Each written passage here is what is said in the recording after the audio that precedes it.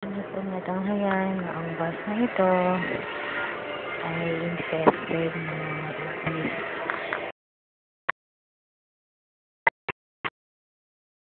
Ating pong tinutukoy na bus company ay sila pong naningil sa atin ng 20 pesos mula shop referred hanggang duyan.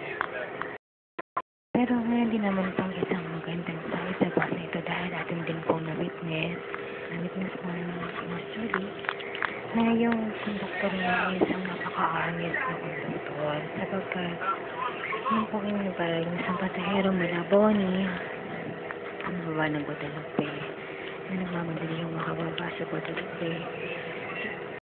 Pilit mo niya inaabotan ng ticket at nung tumanggit niya ang tao ito so na ibalik niya doon sa lagayan niya ng mga ticket.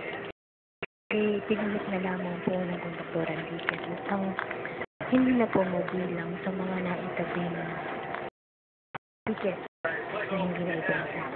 Sabihin po, he was honest enough to share the ticket para po hindi siya papapunta ng nangungutin.